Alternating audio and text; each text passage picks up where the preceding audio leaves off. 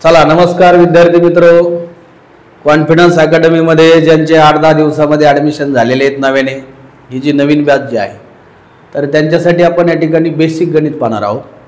पहा, बेसिक म्हणल्याच्या नंतर नेमकं काय होतं की यामध्ये आपल्याला प्रश्न पडतो की याच्यात काय पाहायचं। तर सर्वप्रथम या ठिकाणी बेसिक मध्ये मागच्या पिरियडमध्ये आपण या ठिकाणी कोणत्या क्रिया महत्त्वाच्या आहेत, बेरीज, वजाबाकी, गुणाकार, भागाकार या ज्या क्रिया आहेत या फार महत्त्वाच्या आहेत। या बेसिकच्या क्रिया आपल्याला येणं आवश्यक आहे। मग पहा, यामध्ये सर्वप्रथम या ठिकाणी आपण बेरीज ही क्रिया करत असतो, नंतर वजाबाकी, गुणाकार, भागाकार। आता बेरजेमध्ये या ठिकाणी आपण सर्वप्रथम काय पाहायचंय पहा, बेरजेमध्ये असणारे या ठिकाणी जे प्रकार आहेत संख्येचे, हे एकंदरीत 3 प्रकार आपल्याला पाहिजे। सर्वप्रथम पाहायची साधी संख्या, दुसरी पाहिजे आपल्याला व्यवहारी अपूर्णांक संख्या, व्यवहारी अपूर्णांकित संख्या,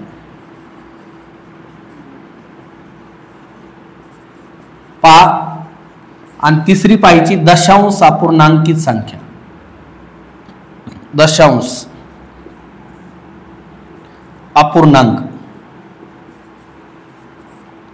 या दशांश अपूर्णांकित संख्या साधी संख्या, आता साधी कशाला म्हणायचंय, समजा 4 लिहिले, 8 लिहिले, 15 लिहिले, याला साधी संख्या म्हणायचं। आता व्यवहारी अपूर्णांकित संख्या म्हणजे काय, जे अंशा छेदात असते याला व्यवहारी अपूर्णांकित म्हणायचं। आणि या ठिकाणी दशांश जी संख्या आहे, या दशांश संख्येमध्ये काय, टिंब्यावाली संख्या, ज्याच्यामध्ये या ठिकाणी 2 संख्या, ज्यामध्ये या ठिकाणी दशांश दिलेला असतो, 4.5, 2.3, याला दशांश संख्या म्हणायचे।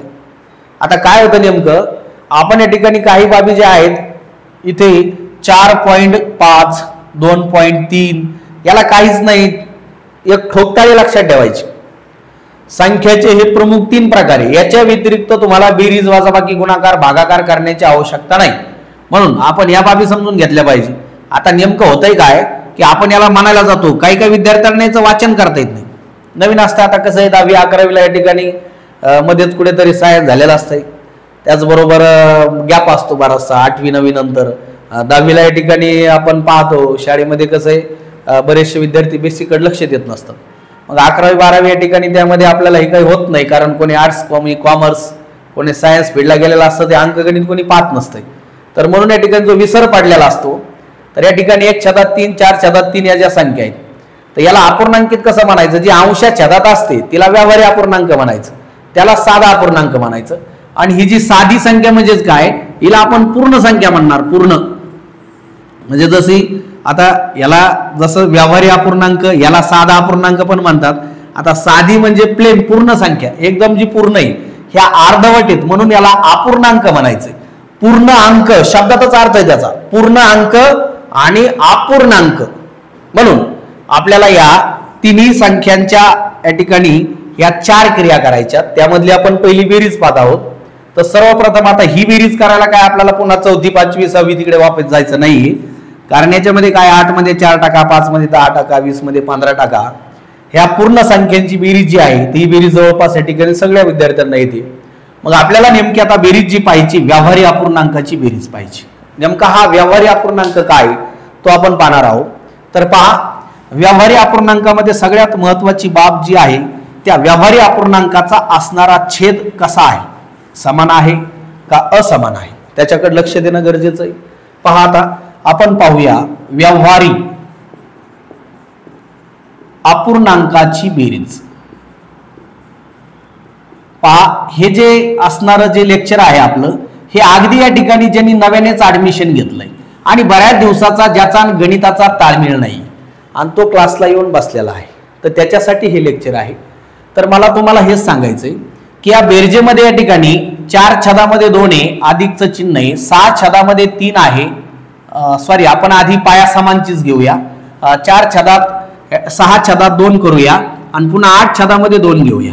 पहा, मी सर्वप्रथम पाया समान जो आहे, तर व्यवहारी अपूर्णांकामध्ये आपण या ठिकाणी पहिला प्रकार हा पाहणार आहोत। मग यामध्ये जो आहे 4 छदामध्ये 2, 6 छदात 2 अधिक 8 छदात 2, पाया समान आहे। मग पाया समान एकदा मांडायचा, यामध्ये 4 अधिक 6 घ्यायचे, अधिक या ठिकाणी 8 घ्यायचे।